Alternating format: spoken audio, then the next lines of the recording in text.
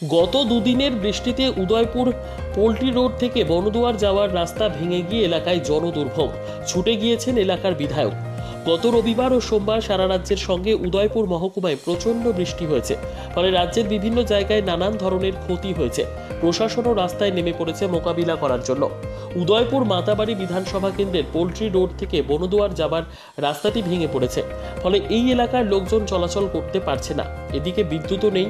মঙ্গলবার সকাল থেকে এলাকার লোকজন বিদ্যুৎ না থাকায় পানীয় জল সরবরাহের ব্যাঘাত ঘটে। খবর পেয়ে এলাকার বিধায়ক অভিষেক দেবরায় ঘটনাস্থলে ছুটে আসে। সমস্ত ঘটনা গোমতী জেলার জেলাশাসককে জানানো হয়। মঙ্গলবার সকালে বিধায়ক অভিষেক দেবরায় সহ জেলা প্রশাসন সহ দপ্তরের আধিকারিকরাও ঘটনাস্থলে ছুটে আসে। কাজও শুরু হবে বলে জানান বিধায়ক। সবার সহযোগিতা চেয়েছেন বিধায়ক অভিষেক দেবরায়। আমাদের যেটা পোল্ট্রি রোড থেকে যে রাস্তাটা বন্ধ আর যায়, এটা লাইফ লাইন, এখানে অনেক পরিবারের বসতি। তো কালকে আমরা সকলে জানি যেভাবে বৃষ্টিপাত হচ্ছে, তো মেইন যে রোডটা আছে সেটা ভেঙে গেছে। তো সাথে সাথে ডিএম এর সাথে কথা বলেছিলাম আমি, প্লাস এক্সিকিউটিভের সাথে কথা বলেছি। তারা এসছে, দেখেছে, তো কন্ট্রাক্টরকে নিয়ে এসছে, কাজ চলছে।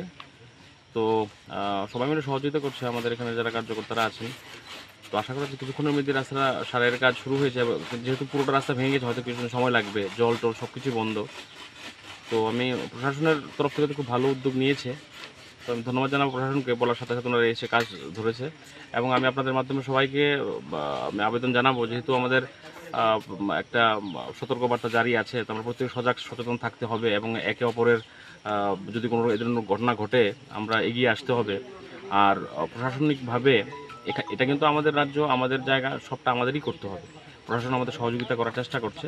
তো অনেক ক্ষেত্রে দেখা যাচ্ছে যে প্রশাসনের দিকে যে কারেন্ট নিয়ে বলছে, কারেন্ট নেই, অনেক জায়গায় বলছে প্রশাসনের সঠিকভাবে আসছে না, এরকম বিষয় না। যারা কারেন্টের কাজ করছে তারাও মানুষ।